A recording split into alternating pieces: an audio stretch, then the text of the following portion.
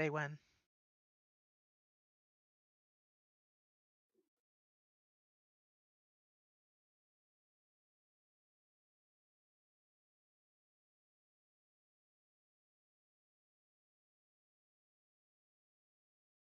Um, I'm still seeing it as upcoming. I clicked the start stream button, so it should be going. But it does say 0 views. Oh, okay, never mind. We're good. For some reason, it looks like there's just a permanent upcoming thing on the main page. Yeah, Okay. it looks like it's live. Ah, shoot! I just closed chat by accident. How do I get that back up? Show chat. There we go. I normally just immediately close chat on these things when I'm watching other stuff. I haven't figured out how to open chat on this particular system yet. But hello, everybody, and welcome to PolyCast episode 222, this time without fancy graphics. We are here today with Makalua. We probably should have had more coffee before she started because brain. The Mian team, I'll show you some fancy graphics right here. and Mega Bears fan. I think you said episode 222. It's actually 442. I think I've done that every single time I've introduced for the last several times. I always say 220 something instead of 4 something, but yeah, it's 442. Yeah, we just don't want to admit. It's like, after you get Passage of time. to 40, you're just 39 for every birthday after that. Oh, don't talk to me about those birthdays. Oh, yo, yo. We're just episode 200 something from now on. We're working on mobile this time because I am stuck in the middle of a moving process and I am not using my regular computer. So if the audio sounds less good than usual, I apologize for that. We should be back to normal next week. All right, guys, welcome to episode 100, part 400. Let's go. Oh no. Perpetually episode 100. So a lot of people might have noticed, and I know I got a complaint about this a while back, but I mentioned that you should replace Russia with Ukraine in Civ 7 as a joke. And then, to my surprise, a thread showed up, and of course it turned into a flame war. But it just goes to show. It just goes to show that maybe jokes aren't always funny. I disagree. More fun this way. We got tons of Civ 7 stuff, so let's get to it. Yeah, speaking of stuff and things, a bunch of the YouTubers got to do little mini interviews and ask questions. Yes, they did. So who all we had? We had Ursa Ryan and Potato McWhiskey and Bostius. I don't know if I pronounced his name right, I but think that's correct.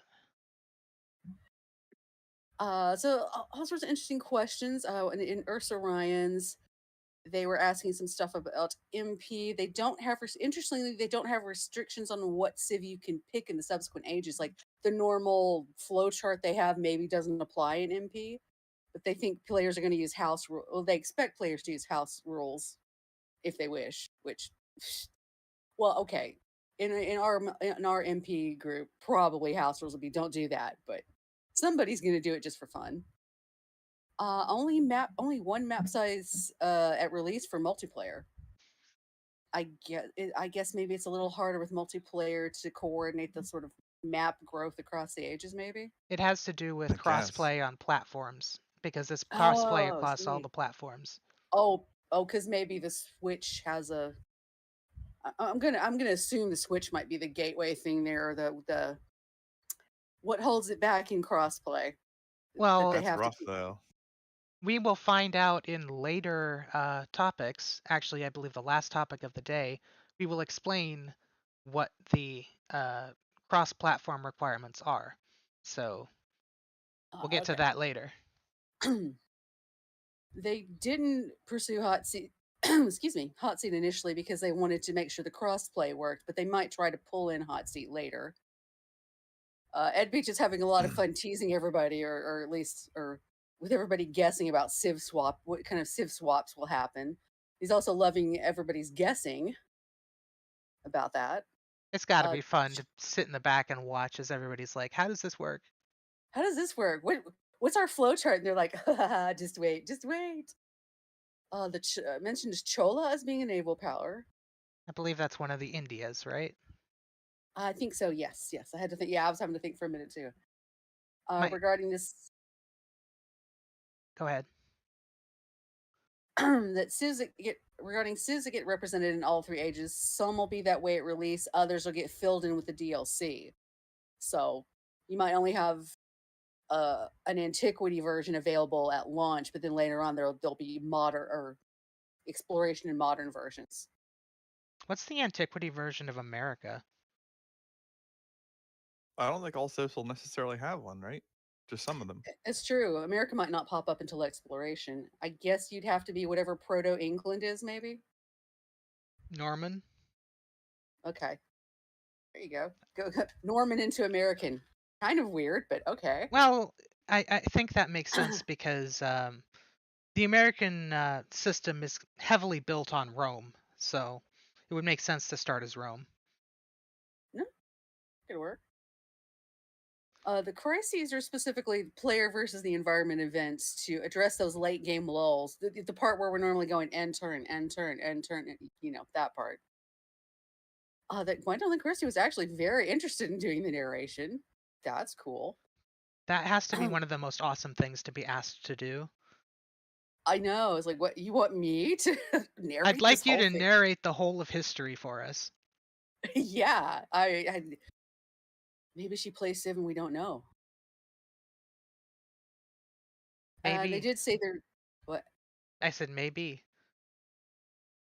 It's also a They- prestige thing at this point to some degree. It's true because it's been quite a line since they started with Leonard Nimoy on that. Yeah. They Yeah. were going. They're going for Morgan Freeman still needs that cap in his hat. He Oh. doesn't have it yet. Civ 8 and Morgan Freeman. Come on. I don't know if I want Morgan Freeman to do it. Just the joke being that he narrates everything. Yeah. I prefer it to be people that we don't know, we don't expect to be narrators. Well, speaking of the narration, they are going to try a more serious and thoughtful tone for this Civ Tech and Wonder Growth. So, no, beep, beep, beep this time. Oh, I They're just think gonna that fix one's it. fine. The one I had a problem with was the one for Kilimanjaro in Civ 6, where it's like, it turns out Kilimanjaro is not Wi-Fi enabled. It's like, yeah, yeah, that is what you should be Great. thinking when you go to one of the largest and most amazing mountains on Earth. Yeah, But also, that quote applies to like every natural wonder in the game, so yeah. there's nothing uniquely Kilimanjaro about that quote. Don't worry, they'll just do deep fake for the quotes for the Civ 8. They'll just take like random celebrities and have them say it. And I would really like to not have to deal with the George W. Bush quote. I think we can agree the past is over. Ay. Because You no, could probably get the bots to make him say whatever you want at this point. we don't need that. Well, for a He's- commercial product, I mean, you would probably still need like the permission of the individual or their estate to do something like that. So They'll bring back advisors and have like celebrities like that with deep fakes. but what it does mean is that Leonard Nimoy is not off the table. Oh dear. Oh my gosh. I don't want the AI, please no. You don't want Britney Spears reading your Civ quotes? No. That'll be the next frontier of modding. Who knows? All Maybe the- she'd agree to it. Yeah, mod in all the different narrators using AI speech duplicators.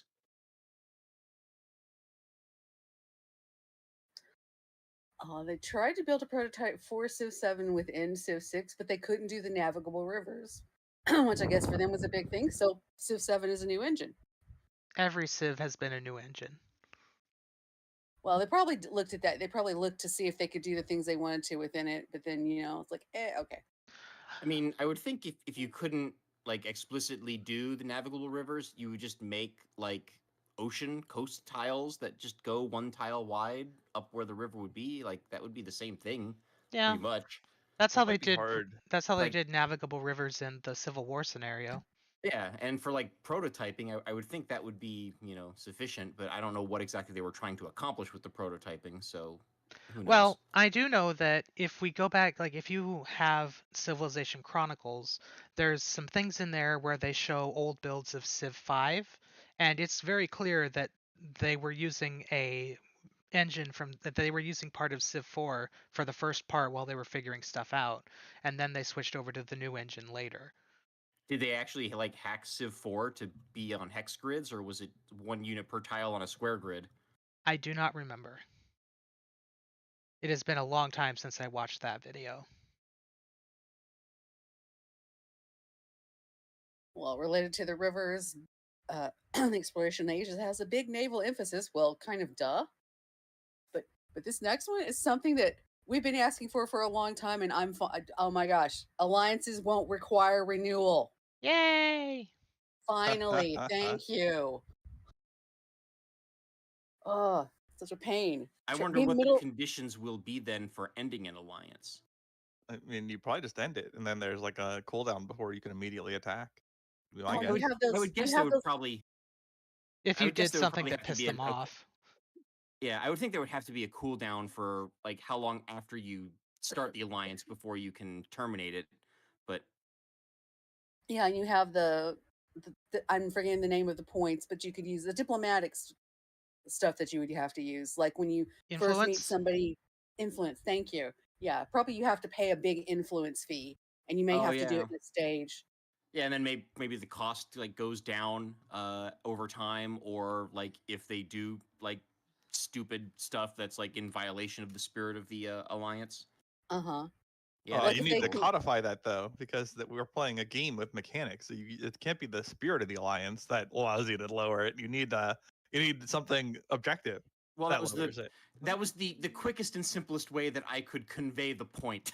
Yeah, yeah, but that's gonna have to translate to Like, actual in-game action. okay, well, in Civ 6 terms, it's maybe if they do things that cause grievances with you, then it decreases the cost to end the alliance.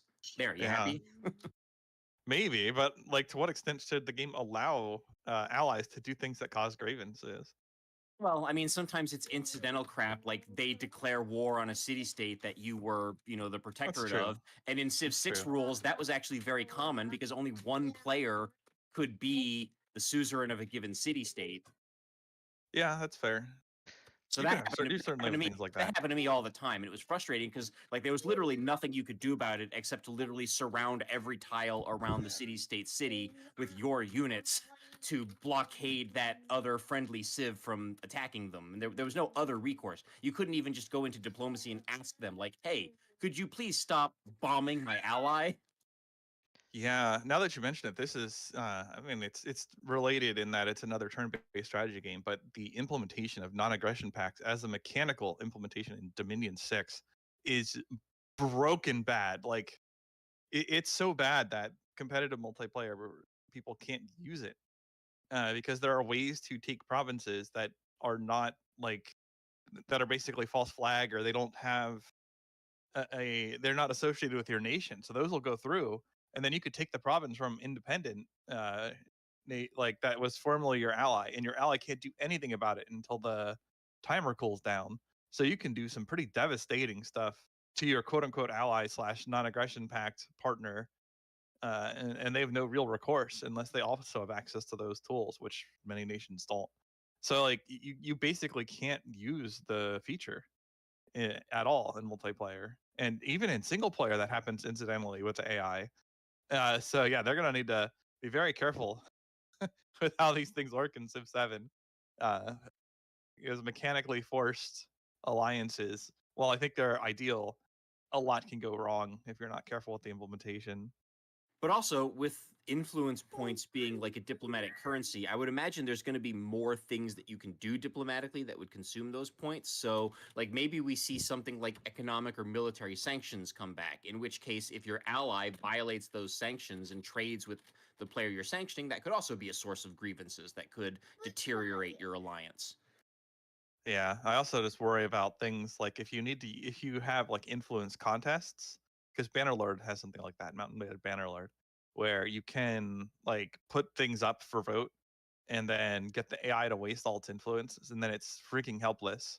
And you can just start taking stuff from people in the same nation as you, using influence because you have it and they don't because you made them waste it on stupid votes. Yeah. Yeah, a lot of potential for having an actual diplomatic currency. Yeah, but like you have to be real careful with that diplomatic currency. Don't 'Cause, run out. it becomes pretty easy to abuse the AI unless the AI is actually good with it, which is not easy to program, clearly.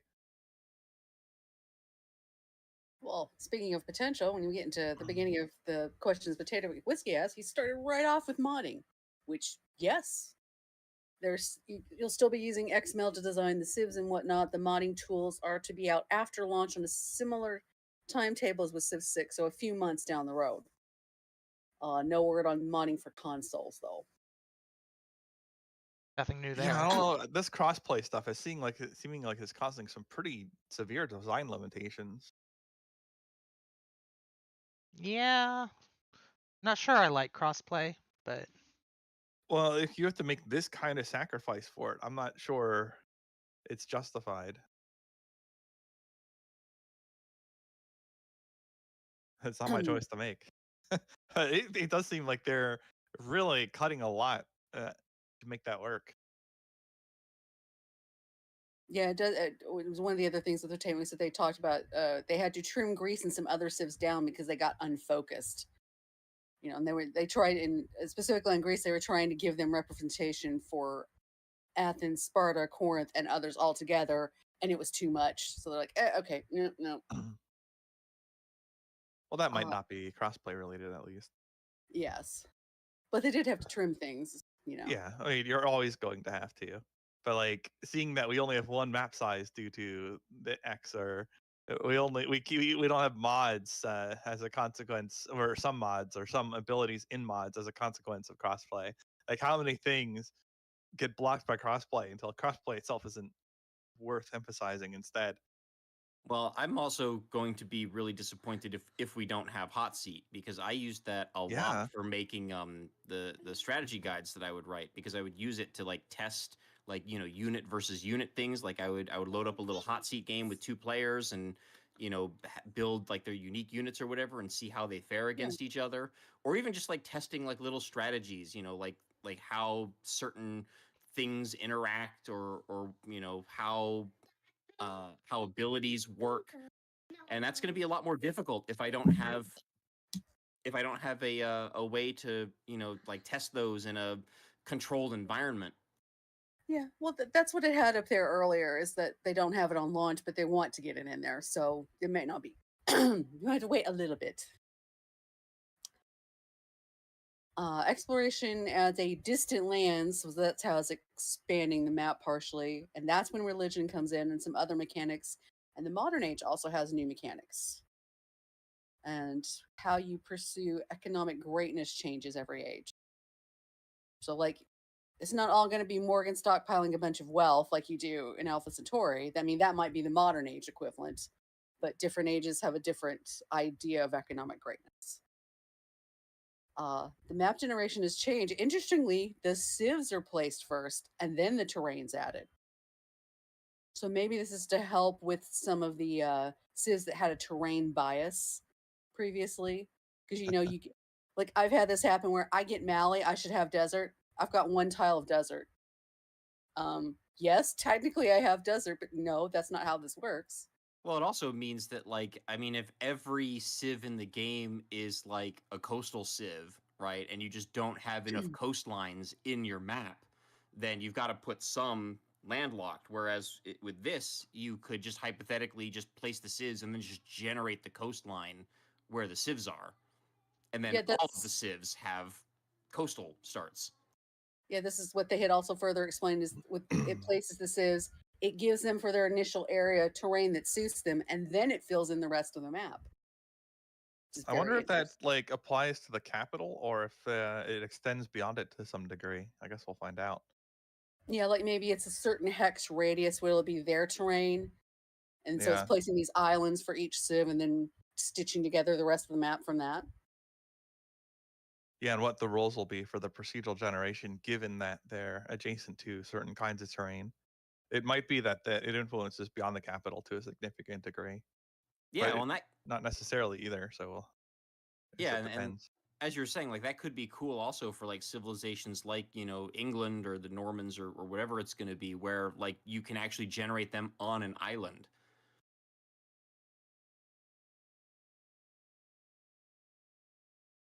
So they tried that. Diplo system that's in the game is the fourth one that they've tried for Civ 7. They scrapped the first three. Their core thing was that they all have to have that diplomatic currency. And the fourth one came relatively late in development. Hey, we can generate Dan's one tile island from Civ 4 repeatedly every time he gets a particular Civ. It sounds like the way the map generators, we're not going to get the one hex island kind of thing like's happened before, which is hilarious but frustrating.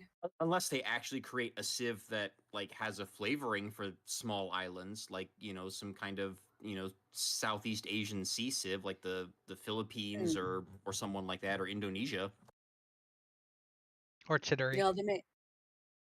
Yeah, or they may be trying to avoid that. I don't know. We're gonna or have if like Hawaii shows up as a civilization or something like that. Like I would just like to maybe. point out that nations like the Philippines might not look like they're that large landmass on the map, but it's not that small of land. Yeah, it's a pretty big place actually. Sure, but also on like on a civ map, it's only going to be like probably a few tiles. So Yeah, but like I guess my point is like historically, certainly they used naval craft. However, they didn't like need to go on a boat to like reach the next city necessarily. true. But yeah, when you scale down the map a whole bunch, then it becomes harder because pretty much every nation only has a tiny fraction of the cities that they would have in reality. So then it becomes pretty difficult to like not give these nations that start on an island or in island chains or whatever some kind of naval capability that's unusual, just to make them playable. So yeah, I get it. There's some necessity there when you're putting things into a game. Fair, you would Well- not like casually walk across the Philippines islands, especially like the larger ones, in any short amount of time. Oh, speaking of moving around, this time if you want to get mad about how you don't like the movement system or it messes you up, you can shake your fist directly at Sid for this one because he did it himself. Oh crap. Designed the whole movement. Yeah, he designed the movement system. I We hope do it's know that. I hope it's okay. Well, but by movement system, do you mean like the pathfinding or like the I rules for moving units, I like think how the much it rules costs for to enter a yeah, tile? not the pathfinding. I don't think he wrote the AI. I think this is the cost of things. The only specific thing we know about that right now is hitting rough terrain is going to end your turn automatically. No, you can't climb Mount Everest in one turn. Stop it. Maybe it'll be Bridges okay. are Sid's usually pretty good. yeah, because good experience with the more gaming end of things. Yeah. I'll reserve judgment either way. The bridges are maybe districts or buildings? Question mark. Not sure about that one. Carl's going to be a dad. I mean, that's just randomly in here, but hey, congratulations. Yeah.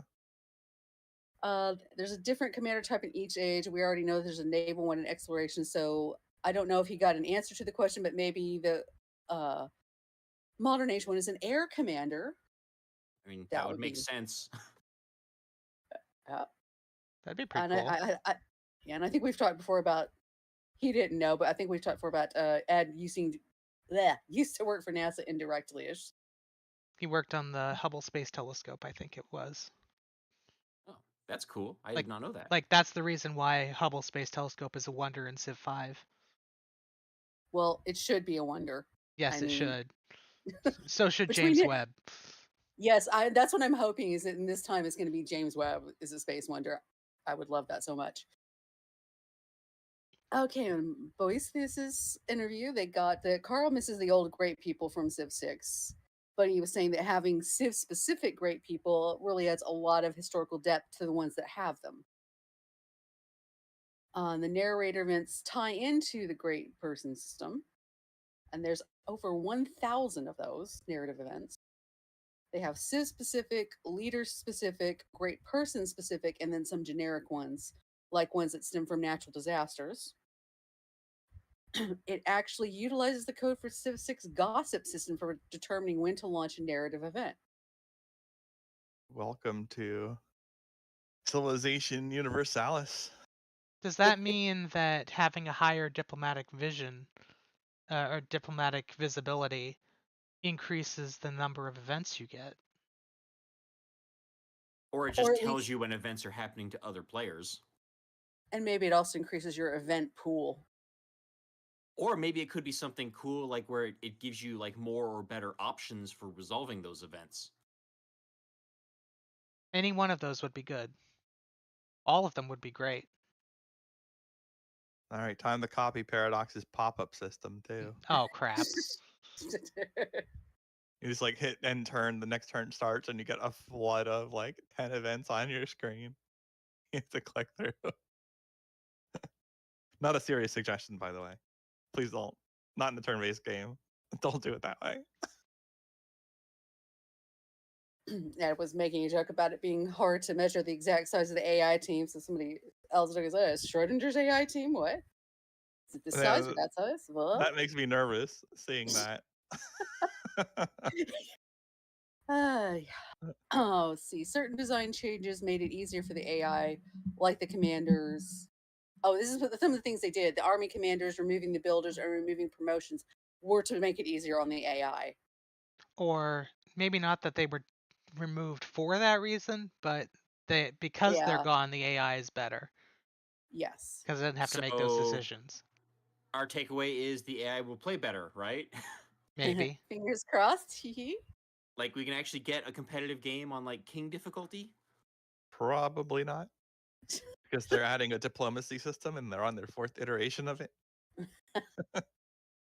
So I have a feeling that Uh, they have discovered some of what Paradox's experience when it comes to giving the AI logic for long range planning in diplomacy. Would be my guess. I mean, you could already in Civ games for decades now find yourself at a major advantage as a consequence of doing that effectively. I But mean, with more granular and impactful diplomacy decisions being implemented into the game, the space for gaining an advantage over the AI on that only increases unless the AI is actually good at it. And I've yet to see a single game where the AI is good at that sort of thing. I mean, even like discounting diplomacy, if the AI just has the ability to think a little bit further ahead and that improves like something as basic as their city placement, like that has the potential to vastly improve AI play. And especially if they don't have to then worry about squandering good city placement by poor optimization of builders, because the fact that builders are gone is going to mean they're going to like more automatically utilize the strengths of the cities that they place. I You know, have doubts. then I mean, I'm not saying that's how it works, obviously, but like if it does improve that aspect of play, like that could be a tremendous upgrade in the AI play.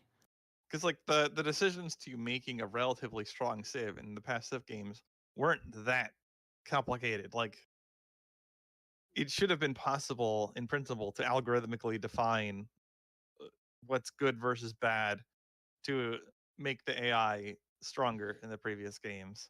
Sure, but how often in Civ 6 in particular would you see like a Civ plop down like a campus on like the first available Well, slot? that's my point. Like this, it's very easy for us to articulate it in non-AI algorithm terms what good play should look like, but that we've yet to observe that, and not just in Civ, but in general with AI decision making. But what So I'm yeah, saying is, making it simpler in some aspects will make the AI probably better in those aspects, just because there's less room for doing poor decisions.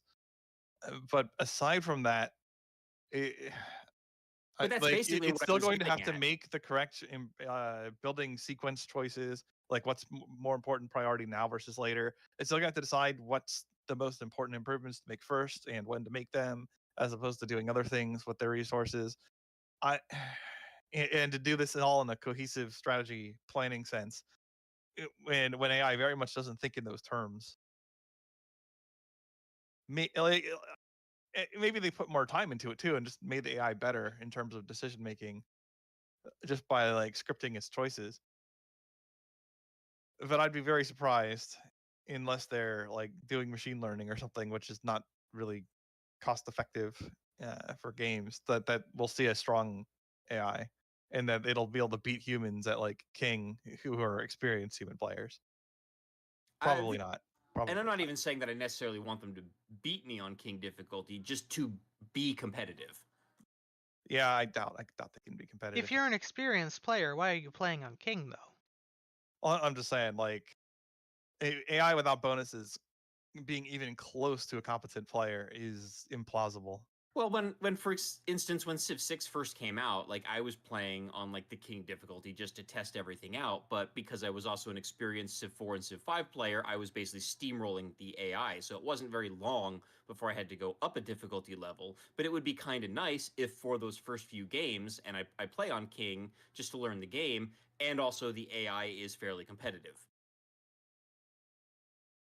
Yeah, it's probably not happening. Not in a turn-based game. Two last things. Legacy paths get more specific in later ages. So I guess as you work through, and then certain civs have certain things to do, and I guess depending on where you started from in antiquity, it narrows down what you'll have later. And the system for unlocking civs, like the 3 horses for the Mongols, is a result of focus testing. So you get things like that, having all the horses for the Mongols, and we're probably going to see similar things for different civs, but Well, it's a let's thing hope the that focus testers are representative of the player base. But that's like, yeah, I mean, it may that's be. good. It's good to take feedback and make things more in line with what the feedback is showing. So as long as you're doing the focus testing well, that's a good thing. Oh, I think so, because I mean, even when we first read about that with the horse of the Mongols, we're like, yeah, that makes sense. Yeah, You know, yeah. could be as simple as just feedback from the outside playtest group going, hey, why can't we get, if I do this, how do I get Mongols? You know, Yeah, or things are too unreasonably hard or easy to achieve. Be useful to know as well. Tweak the requirements accordingly.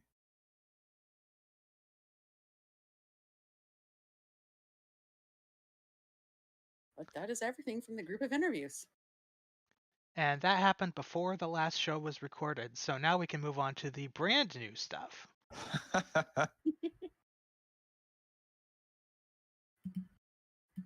Well, am I kicking us off here with the civs? Yep. All right. We have an old favorite returning from at least my memory of Civ 4, and that's Kamer. It's antiquity. Now, immediately, I see heresy. Unreal, expansionist, and scientific. What? Scientific. What? Now, okay, like I don't have anything against them having science in particular, but it just isn't Kamer without them toxically shoving culture in your face like 2 seconds into the game. That's part of what made Suri so memorable in Civ 4. But yeah, they're expansionist and scientific. And I'm not really griping on that. It's fine. It's just, man, they were one of the most oppressive AI settler spam and culture whoring you civs in Civ 4. And those memories will not die in the near term, apparently. Unique ability. I can't pronounce any of this stuff. Kiksham I Kamon. can pronounce the beret, I guess, but unique ability. Urban districts on rivers do not remove the natural yield of the tile. The beret returns. That was in Civ 4 as well. Unique building adds food. Increase food on all floodplains in the settlement. Must be placed on a flat tile. What do you mean floodplains aren't flat? 1 per settlement. Vaishya, unique unit. Unique merchant unit. Immune to flood damage. Ignores movement penalties from wet tiles. It doesn't seem like it's as strong as some of the other things they have. Their unique cavalry, again, That's hard for me. Hathi, maybe. That's what I would say. Yeah.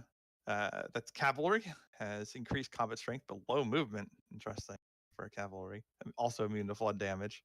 Well, maybe These guys. if it's an elephant, that low movement would make sense. Mm. Yeah.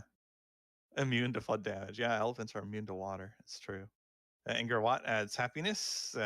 Increased specialist limit in the city must be placed adjacent to river. That's for their wonder. That's associated with them. And yeah, predictably, they have a starting bias of floodplains and tropical. Are Yeah, there? One thing that makes that made me raise an eyebrow reading through this is must be placed on flat tile. Food on all floodplains. Okay. The infrastructure can be placed on something other than floodplains, but it still has to be flat. Because the way I read that initially, it's like it implied that I thought that was implying that there might be floodplains that aren't flat tiles, and I'm not sure how that would work. But no, that's not what it's saying. Okay. Yeah, I'm just wigging out apparently. they're not quite as memorable, but they're also in Civ 6 as well, and they have a beret as similar, works as a similar function. Yeah, I guess that's true. True. I'm biased. I like 4. Just remember Also, being cultured. And yeah, I- they don't have nearly the loyalty pressure in Civ 6 that they had the culture pressure in Civ 4. My gosh. I would also point out that to your question about the floodplains potentially not being flat, if they have different elevations for tiles, that does open up the possibility that they could have below sea level elevations for tiles too. Yeah, true. That would maybe be considered a not flat floodplain, if by flat you mean like the lowest level of elevation that's like above sea level, if that makes sense. Yeah, and you have areas that get into valleys and stuff that are well above sea level that end up being a floodplain just because it's sort of contained in a sense. Yeah, whenever it No. rains, you Yeah. basically get a little lake. Yeah, although that probably wouldn't be represented as a flat province or tile on the scale of Civ at that point. Because like there's only so many hexes in like a nation like Netherlands, right? Like there's only a couple hexes. Or like a mountain range is only a couple of hexes in Civ terms. So it's hard to fit in those relatively flat valleys and just call that, I don't know. Do we actually have a picture of it to know that it's an elephant unit, that the cavalry? Because I don't see one in the thread. No, No, although I haven't seen the picture. It would just if make you do sense. go to the page that's on civilization.2k.com, which is linked in the Civ Fanatics post, I don't see any elephant units, but I do see 2 tiles of improved elephants, like right next to the capital city in the screenshot that they show here. So Yeah, I see it. I don't know if, because in past games, like having elephants were a luxury or a bonus resource and were not a strategic resource, so you didn't necessarily need them to build elephant unique units. But I think maybe in like Civ 3 or something like that, or was it Civ 4 where you actually did need to have elephants? Yes, Yes. in 4 you needed Yeah. it. And So maybe my they're gosh, were they oppressive in Civ 4. yeah. So I don't know. Maybe they're going back to that. That would be cool. The Hathi is in fact an elephant. Which makes sense because the Khmer word for elephant is Hathi.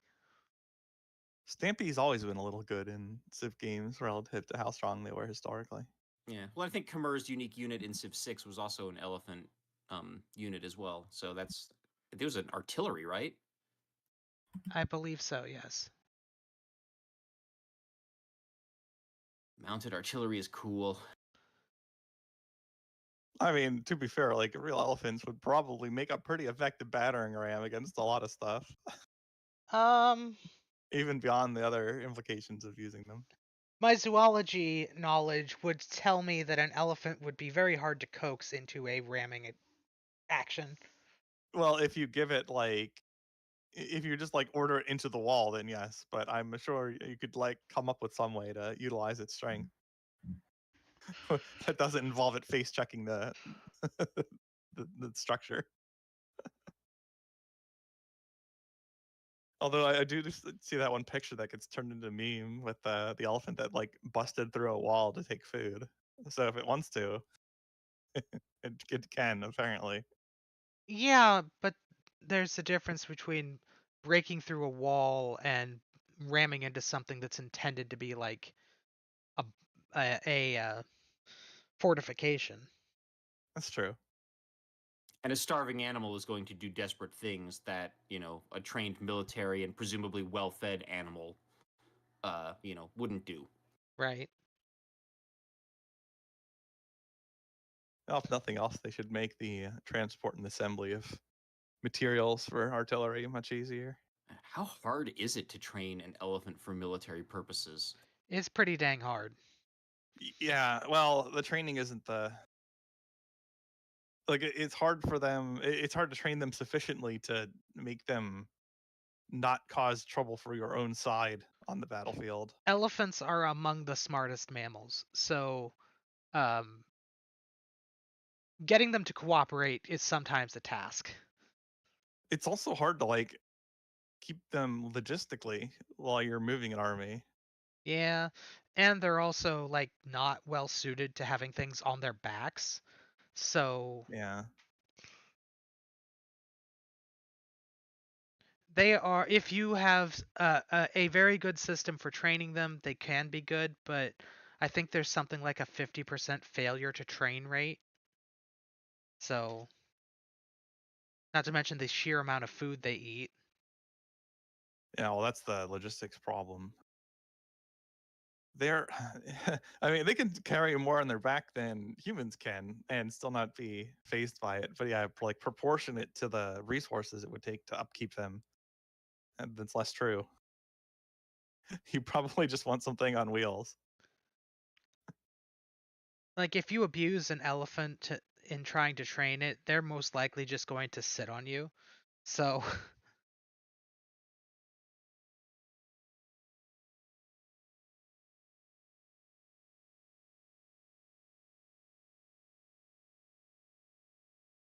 Did we cover everything for the Khmer? I Well, think we that we covered all know about. their basic listed abilities. I think that we know about. Okay, well, in that case, next up in our list is Han China. What do they have? We have a unique infrastructure, which is the Great Wall, which adds culture, increases happiness for adjacent Great Wall segments, increases combat strength for any units defending on the tile, and can only be built in a line. All of which makes sense. Then they have, interestingly, a unique civilian unit, and I have no idea how to pronounce this either because I don't speak Chinese, but I will try. A Shi Dafu, maybe? A unique scholar bureaucrat unit. I don't think we've ever had bureaucrat units in Civ before. That's new. Oh dear. Uh, your civilization has recruited a great bureaucrat. Congratulations, you have minus 20% to all yields. Can only be built in the capital once it has reached a set population, and the specific Shi Fu received is random. Each can only be received once. Cost increases per unit built, and then there is a list of all of them. I don't know if do we want to go through all of them. I don't know how to pronounce their names mostly. Yeah, And some of them I think I could pronounce, but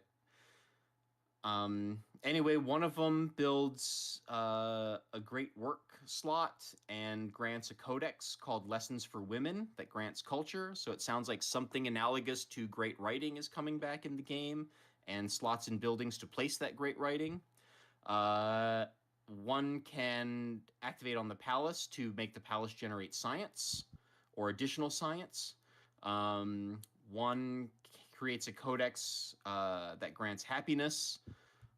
So maybe I wonder if that means just in general that different great works generate different yields, or maybe it's only these special ones that come from uh, units. So Well, that could be this looks like interesting. they're adding yields to the palace itself. Well, this one And says multiple. it constructs a great work slot and grants a codex that grants happiness. So well, I'm it's on assuming a that the constructible. So what I'm guessing that The means first one is is yeah, but some of these are activated on the palace. It says some of them, there's a yeah. couple like that that are like straight up adding yields to the palace. I'm guessing when it And yeah, some of says them are constructibles. on a constructible, I assume that means it's just adding it to a building that you have constructed. Yeah.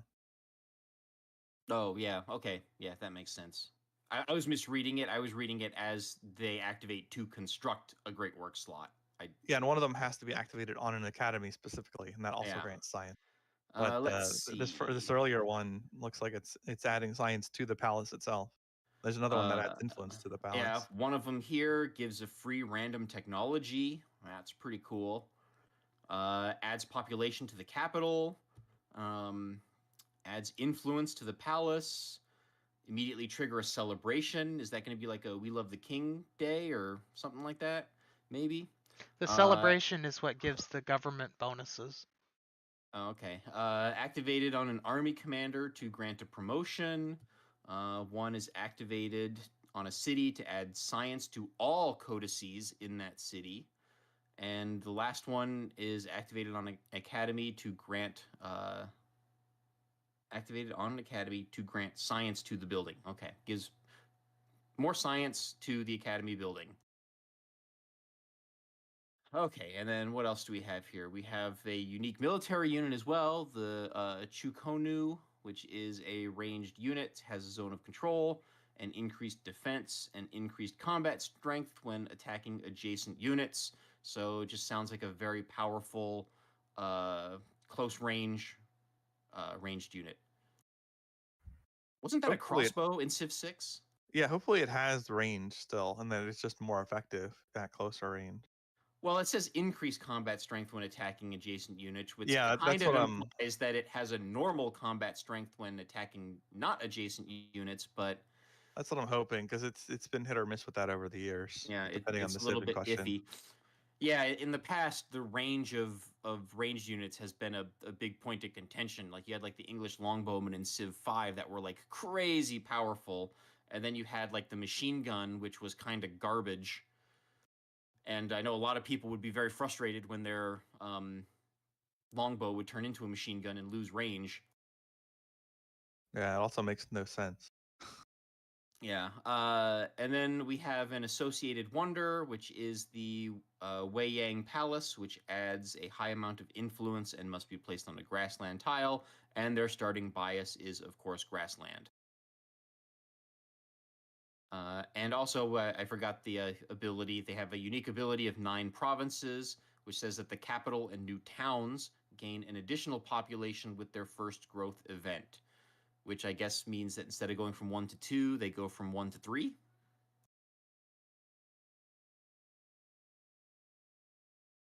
I wonder if that happens because like towns turn into the capital and new towns. Okay, not city and new towns. Never mind.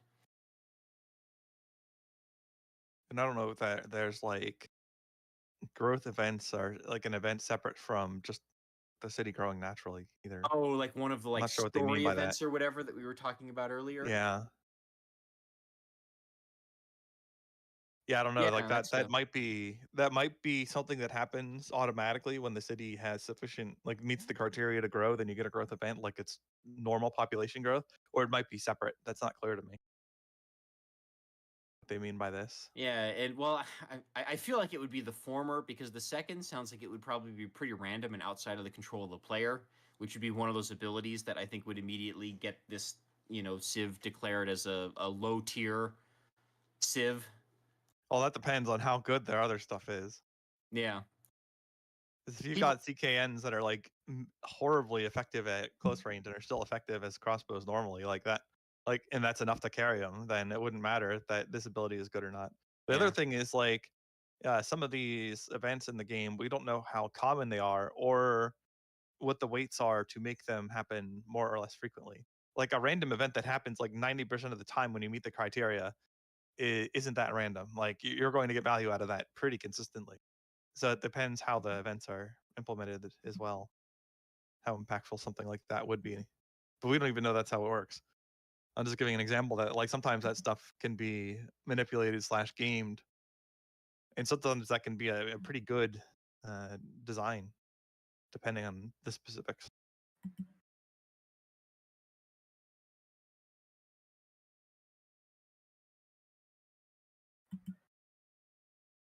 Would anyone like to hear about Confucius?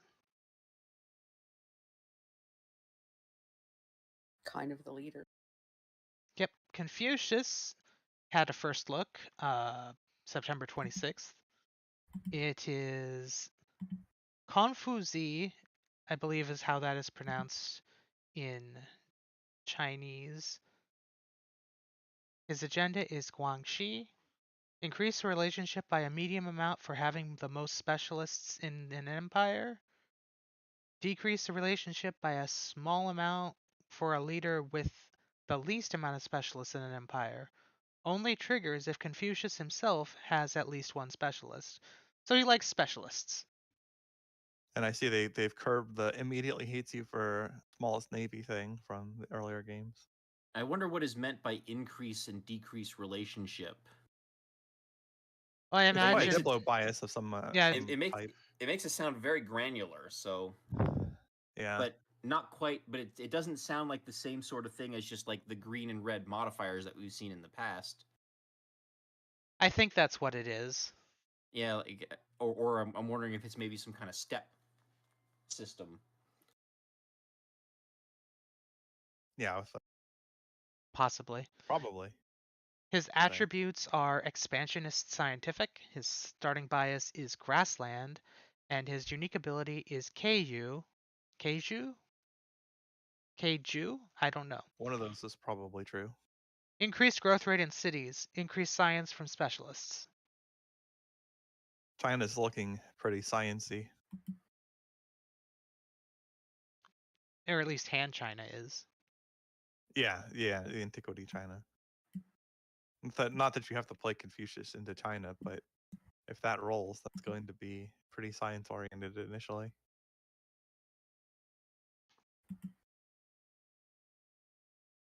It's like you're growing cities more quickly and producing more science. Those two things tend to go well together.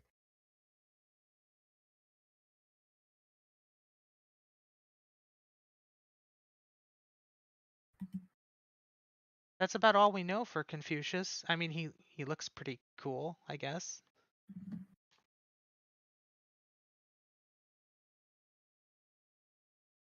And we also got a first look at Tecumseh. I looked up how to pronounce that. I wanted to make sure I got that right. I feel terrible not getting that right. His agenda is he's be the leader of the Shawnee, which there's a little more about that in a minute. Can you say how that's Suzerain pronounced again, real quick? Tecumseh. Okay. He's a pretty big figure in the history where I live, so it's good to know how to pronounce his name right. I had to look it up myself because I knew what I was going to do. If I did the lazy American way, it was going to be probably wrong. Agenda suzerain of the world. He decreases relationship by a large amount when a player disperses an independent and increases relationship by a small amount. The player does not have an active befriend project. Befriend independent project active. There we go. He wants you to leave the small people alone, basically. Starting biases are going to be grassland and plains. Sense. And he is diplomatic militaristic. That makes a lot of sense considering what he did historically. I don't know how to pronounce the unique ability. Nikaki ya kolak way? All right, that's it. Apologies. If my friends start getting too capable of spelling Susquehannock as my password, I'm going to start making this the password to the games to join them.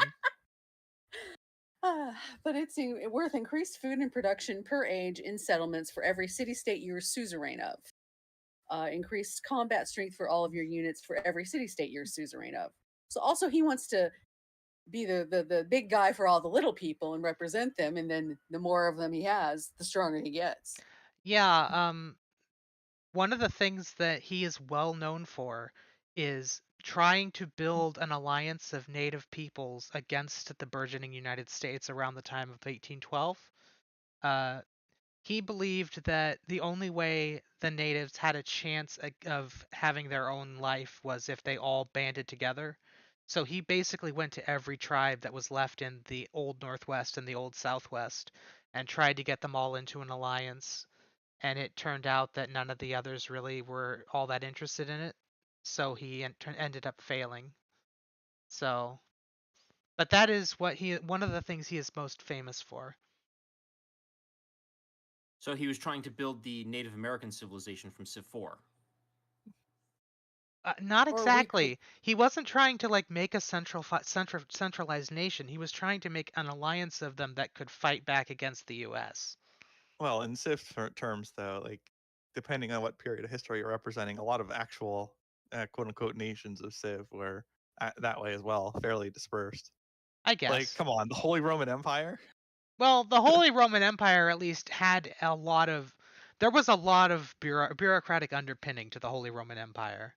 Well, sure, but like as a represented centralized state for game purposes, that's a bit of an eyebrow raiser. Were they gray in Civ 4? Because that would be hilarious. No, no, they were like yellow and led by the Burger King. Dang it. Would have been so close to being grayskin. No, nope, that's a paradox thing.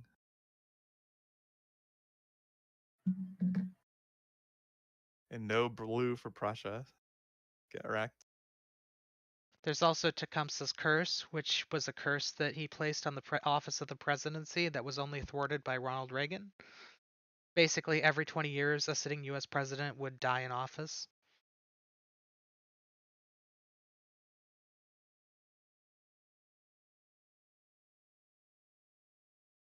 Well, now in Civ we can try and make his dream come true.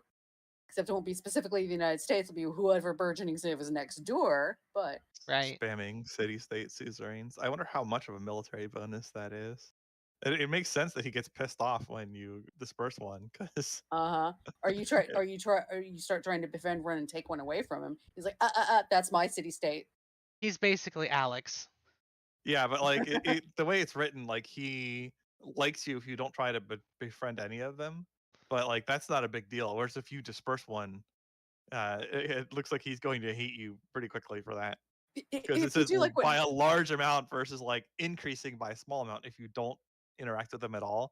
But man, if you destroy one, he does not like it apparently. Well, but also, like, by default, you presumably do not have befriend independent projects active. So by Yeah, default, that should be true for every independent civilization that's in the game. So like, yeah. I don't Well, think like it's by going to default, count he's going to per. like you a little bit. Like if you do nothing, he dislikes you a little. But Yes. yeah, if you start drawing blood from the minor powers, then you'll As probably have to as deal with as him what too. happens sometimes in the multiplayer game, if you decide that city state's in the way, he's not going to like it.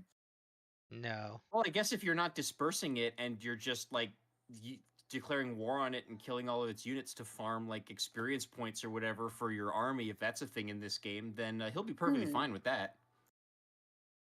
It's just doesn't- war maybe. games, bro. It doesn't say anything about being angry at you if you declare war on them. Only if you like. I'm assuming disperse means like destroy them, like what you would do to like a barbarian outpost in Civ 6, but that could have a more specific war meaning that we don't games. know about yet. That reminds me of some of the stuff that happens in the Advance War series, Mackie. They're like so nonchalant about the conflict sometimes. It's just a major world war, bro. No big. Yeah, it's like the soldiers they're fighting with don't have lives or whatever. I mean, I guess in a game sense this is true, but it's a little odd coming from other characters within the game.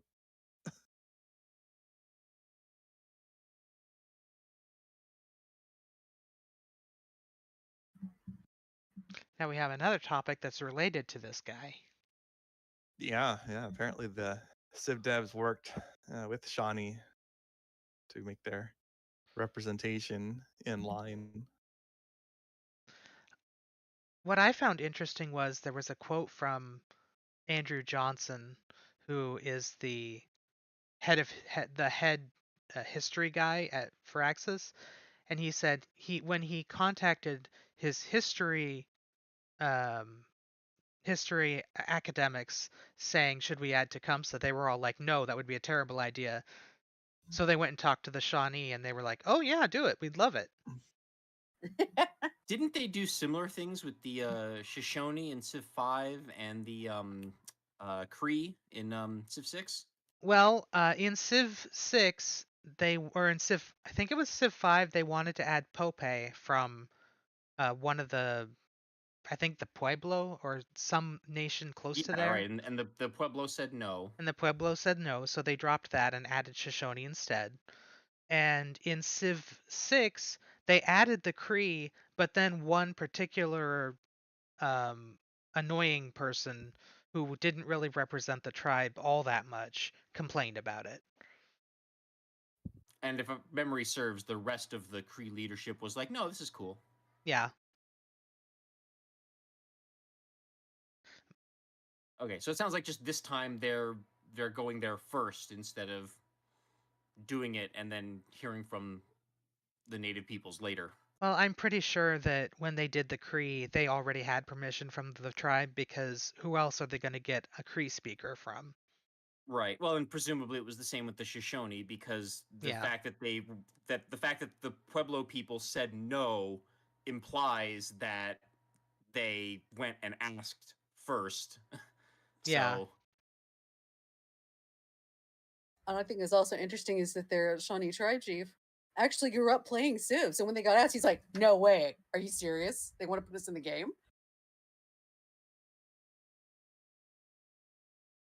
There are only a few Native American leaders I can think of who deserve to be in the game more than Tecumseh. Yeah, it's probably been so many years of being used to them being ignored in the place of history, and then somebody actually wants to represent that place in history. And it just even if he hadn't been a Civ player, it probably still would have sounded amazing, or not amazing, but you get the idea. A plus after all the minuses. Yeah, I was really glad to see that what he said about how civilization was asking questions about Cree language or not Cree language, Shawnee language that they hadn't thought of. Like in the article, he's like they're asking questions about how they would construct sentences or say things, and as a like the linguistics in the tribe were like, well, that's a good question. We're not exactly sure how that would work. And he said that as a result of the questions and the things that Firaxis was doing, he could see the Shawnee language still existing in 500 years compared to how it was before they asked. So that was pretty cool.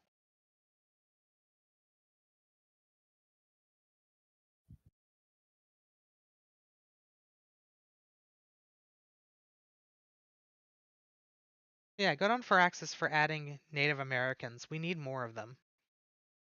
and I would feel remiss if I did not take this opportunity to laugh at the person who on X/Twitter complained about this showing that Civ is going woke and DEI. Bro, have you looked at what Civs have been in the past all the way back? Civ has been air quote woke and DEI for a long time. Yep. Well, I don't know if I would call it woke or DEI because I think both of those things are. It's silly, but what it is they've actually been respectful and added. I mean, they started off on the wrong foot with the things like the Pueblo, but they've learned and they've added more cultures and things that people. This is very U.S. centric, but are not as well known and expose that. And we've heard so many stories of people over the years seeing a Civ in the game and going, "Hey, I want to read up on them," and then Yeah. getting to learn about that. Yeah. Well, So but just like fundamentally, the idea of complaining about the Civilization series as a franchise, like suddenly going DEI when like the foundational principle of the game from the beginning was diversity, equity, and inclusion, is like just absolutely ridiculous. I, yeah, it's I, the I just history of the think whole planet. I don't I think that don't. was a founding principle of Civ. I think they just But the wanted to whole point of like give people some variety. The founding principle was make a game about history and make it fun. And then over time, as it has gotten bigger, as the art teams have gotten bigger, they have recognized the need to be aware of what they're putting in their games, and they have stepped up and done the right thing almost all the time. The only time I can really think of them not doing a very good job was in Civ 4 with Native American civilization. Yeah. That was a pretty good troll, though. They made him so annoying. The But the they Native learned. American Empire's bonuses and the leader head personality combined to be like literally and figuratively toxic because he'd be constantly poisoning your friggin' water. Well, and I'm particularly happy about the fact that from what we've heard so far, it sounds like barbarians are just gone and replaced with independent peoples. So there is no group of people in this game, unlike previous civs, that is being treated like wild animals. So that is something I'm very happy with. Eh. I didn't like Yeah, them for their RNG factor, but and if I mean, they're there were like trying, hostile groups throughout history. I would also like to point out that just because you're respecting a people's culture does not make you woke, because respecting a person's culture Yeah, I mean, and those their terms come with history, baggage yeah, that, like, I don't think the like, game really needs because, like, this is also just about giving more variety and more history to places in the world that just haven't had it in Civ before. And sometimes that's interesting. Like, history we weren't taught in class still happened. yes. And in some parts of the world, at least American history, is really lacking. oh yeah, when world history classes, even when I was going to school, was still, and this is some decades ago, a couple decades ago at least, it was still bad because there was parts they would skip over. They would, depending on where you, even depending on where you are in the U.S., sometimes they will. I'm searching for the right word for it, but they would place less emphasis on different, like it was more, it was world history, but it was Eurocentric world history at the same time. It was the Yeah, parts of definitely. world history that impacted American history. Is basically what Yeah. it was. It was all the basically American schools treat world history as all of the things that led up to the creation of the United States. Which is And then odd after because, that, like, we're just going to talk about America. there is a separate option for U.S. history, and in that particular class, that framing makes sense. But for a world history class, it doesn't. And like most of the people I know don't know about like how Paraguay got its population just wrecked by its war, or like Indian history between modern India and like ancient times had many disparate states that were uh, pretty strong in various times in history.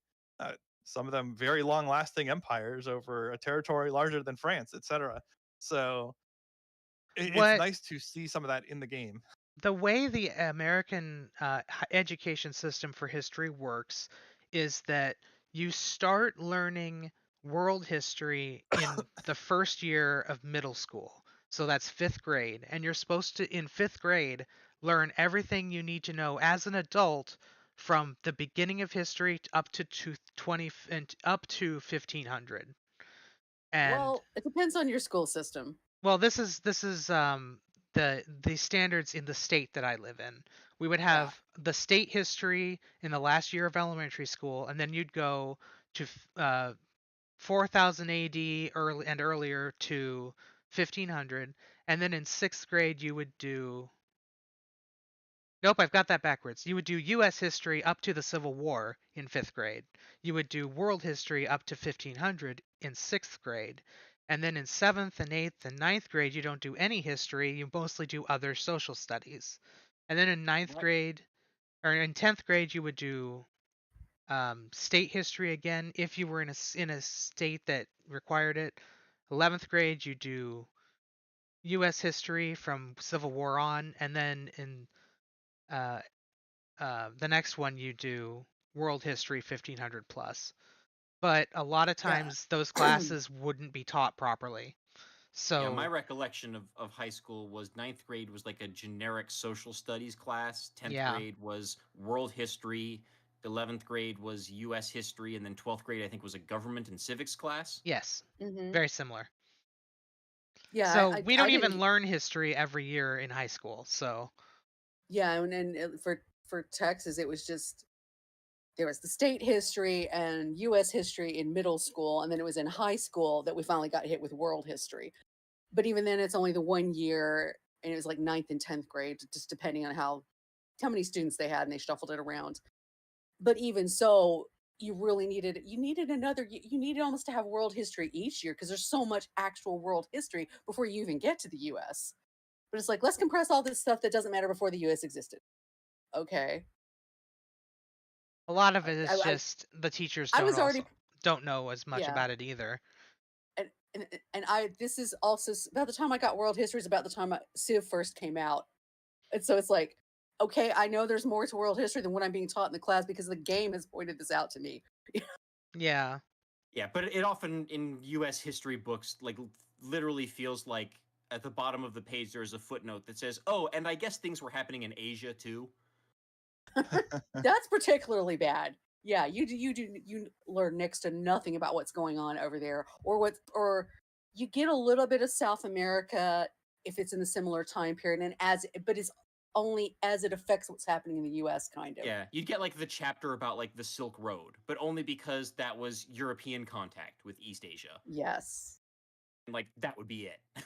and That because would I'm in be Texas, we get a little bit of Mexican history because we were part of Mexico at one point. So We're all quite a bit older than modern uh, schooling in the US, so yes, we things hope are it's very better, different but we're now. I know they're different now because my cousin has kids who are in school and they've learned a lot different than we've learned. But like a lot more, or yeah, a lot more diversity and stuff, which is a good thing, by the way. yeah, but at If the in same time, case like anyone needed to be reminded.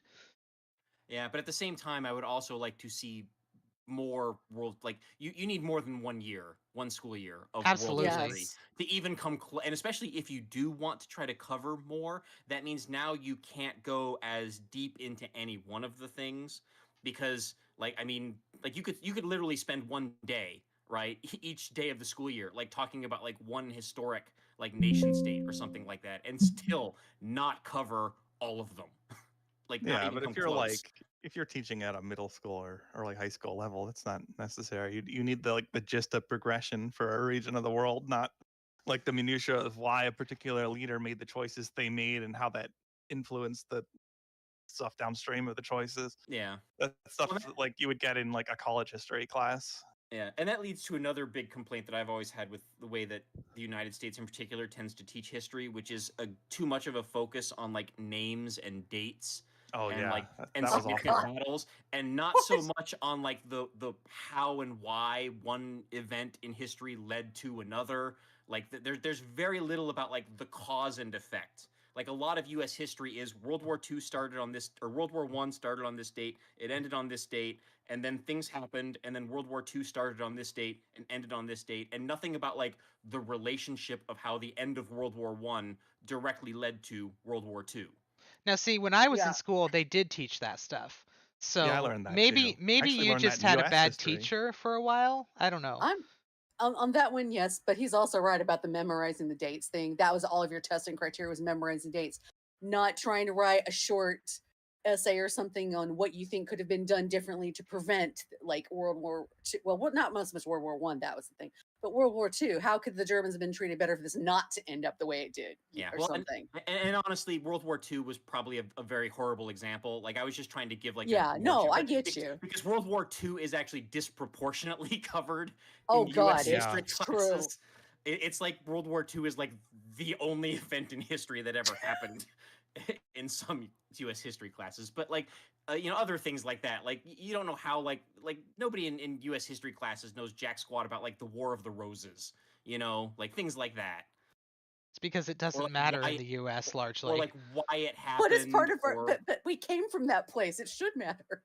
some of us came from that place, It's to be true. fair, Not everybody. and Okay, probably sorry. a relatively small percentage ultimately of It was Americans well came from over by there. the time we were doing anything that is part of the scope of US history, though. So, right. Yeah. And for sure, we're not learning things about like three kingdoms China and stuff like that We and like how that should be. It's influenced awesome. like and how that influenced modern China and stuff like that. So Yeah, some of yeah. the most devastating wars in history were just internal Chinese wars, actually, in terms of well, both the economic devastation and loss of life. that's a real downer. Yeah, like that just gets glossed over in history. Just how incredible some of the things that happened there were. Well, and All you're also, right. I mean, you're talking about such massive populations too. Like, Oh yeah, I mean that's part of the reason. But that like China's also a massive area in terms of landmass. yep. And yeah, massive population, a lot of extremely historically significant things that barely get touched on in Western curriculum. Yeah. Yeah, and then And they tying this too all have had very limited representation, similar to India in civilization. yeah, Like we get like 3 leaders of France or whatever, and then like we got one China. and tying this all back to Civ, like a lot of people I remember complained when Civ 6 was announced, and they had like Scythia instead of like Mongolia, and they had like Trajan instead of like Augustus Caesar, and I was like, no, this is cool. Like I like that I'm learning that other cultures and leaders existed, and as I've said on this show many times, like the story, even if it might be apocryphal, of Tamiris was just a really cool story. Like that's now one of my favorite historic anecdotes. Yeah. I like Tamaris a lot. That's one And big thing Civ has done for me over the years is I've learned so much about history that's outside the U.S. and other parts of the world that didn't know as much about. And there's this other culture and this other culture, and yeah.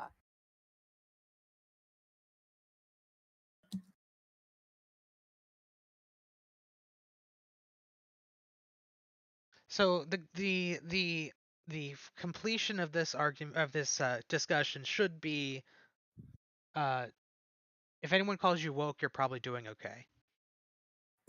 At least in this case. that's Well, my it general rule depends. of Depends thumb. who's calling that and why, ultimately. Yeah. You're paying attention to the existence of other cultures and trying to be respectful, and yeah, you're learning. That's not Learning usually is what it good. means, though. Well, it depends who you ask. Yeah, well, I'm going with the generic term, not the politically charged term.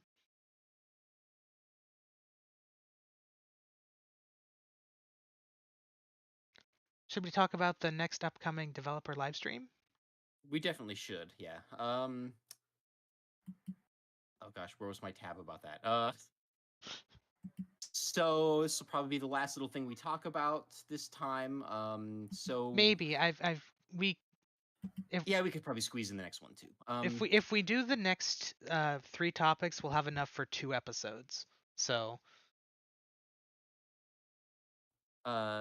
Wait. So are we gonna do talk about the live stream yes. now? Okay. Okay. So, uh, yeah. So on October 8th, it looks like, which I think is Tuesday, right? Tuesday after Yes. this recording. Yes. There's going to be a new developer live stream, which will, I guess, be focusing on Tecumseh, and which, according to this topic posted by Sarah, was her name, right? Yep. FXS_SAR. On Civ Fanatics, that they're going to have a special Shawnee guest on for the live stream. So I don't know if this person is going to actually be playing the game, or if they're just going to be talking about the Shawnee and Tecumseh while someone else plays the game. That Uh, would be my guess. yeah, probably. But it would be really cool if this guest actually is the one playing the game too, and talking about like what they're doing and why they're doing it. And that could be Yeah. cool. That'd be pretty cool. Um, so, but presumably they're going to talk about the history of the Shawnee a little bit more, and the history of Tecumseh, and maybe some of the things that that the people at Firaxis talk to them about in terms of representing about their culture and their history in the game. So that could be very interesting.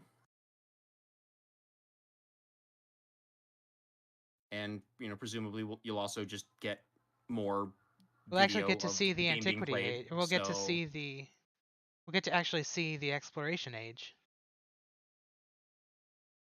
oh, are they covering? Wait, are they covering the? Oh, yes, that's Shawnee is an yeah. This exploration age civ. that's right. Yes, that is. So this might also be the introduction, the more formal introduction of the exploration age. So this will be a lot of new stuff.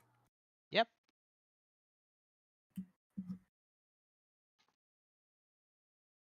And earlier we talked about oh, I forget exactly what we were doing. We were talking about the the Switch cross compatibility stuff.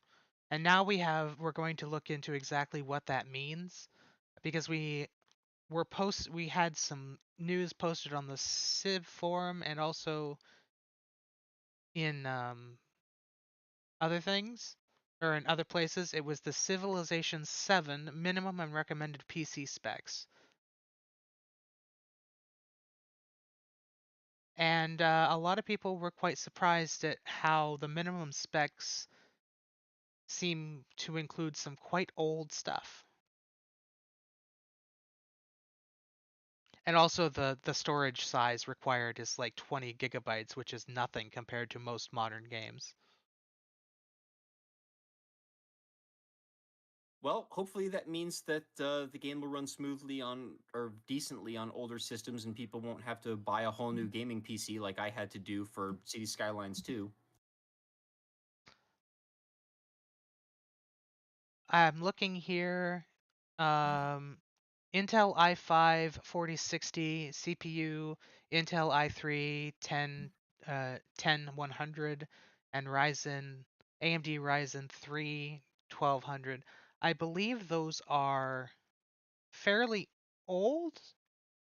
How does that compare to the recommended system specs for Civ 6? Like if your rig ran Civ 6 okay, does that mean that you could expect to be able to run Civ 7? Give me a second. I can check that real quick. Civilization 6. 6 minimum PC requirements.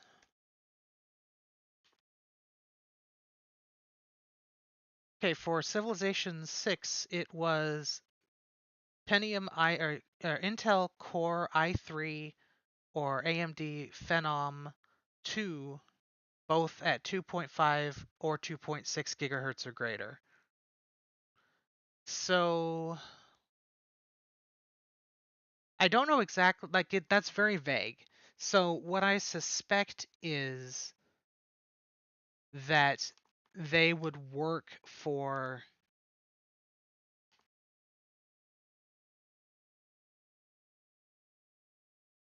they probably aren't that much higher than Civ 6. I don't know. It might have to do with other gameplay stuff though, because I think your biggest limiting factor is going to be whether you're on Windows 10. If you're still using a Windows 7 or a Windows 8 PC, I don't think you'll be able to run it. Because if you look at the minimum list here, an Intel i5 460, that was a new processor in 2016, roughly. The Intel 10100, I believe, was new 6 years later, so 2001 or 2021, somewhere around that time frame. And I don't know anything about the Ryzen timelines, but yeah, I think that's a pretty old computer that could run that. I think my old gaming laptop was a GTX 860 or 880, so I think mine does not quite meet the minimum system specs. Oh no, So not a chance. yeah, so I would have also needed to upgrade my PC for The this, even if I didn't have to already do it for City Skylines 2. the Oh, minimum my PC could run this. the minimum GPU is NVIDIA GTX 1050, which I think that's about a 5-year-old card, but it's also a very cheap card, so it should not be hard to replace anything you've got that's weaker than that. I find the listing of FPS amongst the requirements a little odd. I am not. You are not the only one. Yeah, that should be a function of a lot of these other things. Unless it's like a goof up and they meant like screen refresh rate or something like that for like your monitor. Or maybe they're saying like this is the FPS you can expect with this hardware, but that's not like Yeah. clearly written that way. But like I think that's the closest interpretation I can make of this. I mean, but it also shows resolution as like a system requirement. So I'm guessing they're saying that that's a requirement for playing at that graphics level, right? Yeah, So that or like at the you literally ultra can't set it at a lower yeah resolution anymore. You at the like the ultra minimum is graphics 1080p. right. So at the ultra graphics level, you not only have to meet the GPU and CPU requirements, but you also have to, have, I guess, a display that supports 60 frames per second and 4K resolution. I mean, you could probably toggle these things individually, but this is like these are like these are the preset settings for, and then you could probably toggle individual things Yeah, for that's how some it of it. usually goes. Yeah. Yeah, whereas with the frame rate, that's not something you. I mean, I guess you could frame limit yourself, but it's not like you can just set a game to 30 FPS, and if you don't have the hardware, it'll run at 30 FPS. Yeah, I think if I had created this chart like the way I probably would have done it would be the headers at the top would say like minimum and then in parentheses 1080p 30 FPS. Yeah, although then- like 1080p might be a legitimate. Like if you don't have your computer set to this, it can't run the game. Oh yeah, I guess if you're still running your computer at like 720 or something like that, then Yeah. the game just won't display properly. Like it'll be cropped or something. Yeah. I'm doing some quick research to answer our question about the Switch. I think I mostly hit recommended here with maybe a couple things at minimum instead. I need to double check. I need to double check my CPU and GPU, but I think they're in the recommended range. Yeah, And the rest of this I even have. even the older laptop I've been using here for a while, it still meets that. It's just I have enough RAM, yeah. I just while it's recommended, I'm still not sure it's actually going to run as well. Yeah, that's bugged me about games for a long time. Like they give you a recommended specs, and then the game does not perform well on recommended specs, which to me is a dishonest representation. Well, and especially after you get like expansion packs and stuff where it Yeah. needs more resources now. Because especially that 20 gig install size, like Oh, it's going to be bigger. yeah. Yeah, it's not going to stay 20 gigs for long, I'm sure. Uh-huh. That's one of the things that doesn't change between minimum and ultra. And yeah, it's pretty hard to alter your storage of the install. But yeah, I don't like it when games like chop or run slow on recommended specs. That to me that's dishonesty. Like if you are recommending it should run the game well.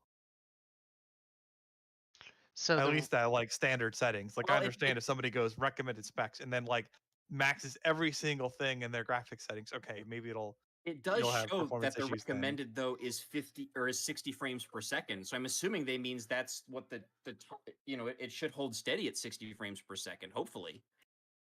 Yeah, hopefully. We'll see if that happens. But yeah, if people have like these exact things in this column and it doesn't run at 60 frames per second, like that's an issue in my mind. Or at But the maybe very this is fine. or at the very least, as long as it's consistently above 30, I think that's okay. Well, for a turn-based game, yeah. Yeah, I mean, we're not playing like Call of Duty or Doom here, so Yeah. So the good news is, or rather the news about the Switch is, the graphics card that the Switch uses was made in the same year as the AMD Ryzen 3 1200, which is listed as minimum spec. So yes, the Switch is the minimum spec. That's not surprising. No. But that's probably why it can run on machines that old. yeah. Is this also going to be on last gen consoles or only so is it going to be on PS4, Xbox One, or is it going to be PS5, Xbox SX? Let me check. I forget. I'm pretty sure we I found think it out. included last gen too, right? Yeah. And if the Switch can run it, aren't those still like Yeah, aren't those should PS4 be and such? yeah, those should be at least as powerful as the Switch. As soon as I can find the page that showed me what I And- wanted to see. And the other question is, what are the specs on the Steam Deck? Will this play on the Steam Deck? Absolutely. If it'll play on the Switch, it'll play on the Steam Deck. It's like not even a question. I am really sick and tired of 2K making websites that don't have what we need on them. Like at the bottom, YouTube, X, Facebook, Instagram, TikTok, and Threads, whatever the heck that is. Is that the Google version of? Is that the the Google Twitter replacement that wasn't any good? Yeah, it gives us all the big icons for that. It doesn't tell us what consoles the game will play on, but I'm pretty sure it's Xbox X and S, and also um, PS4 and 5.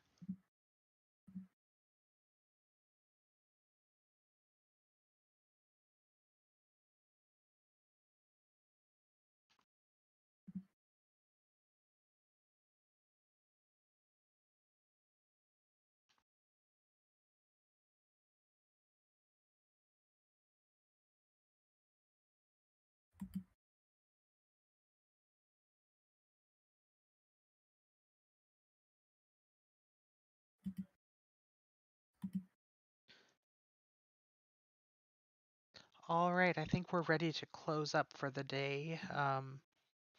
Mega Bears fan had to step away to deal with a somewhat upset child. Right. So thank you for listening to PolyCast episode 442. I am Makalua. I know where Mega Bears fan is, but also here, Canis Albinus. This is probably the end of episode 443 because I think this will be a two-parter. And me and team.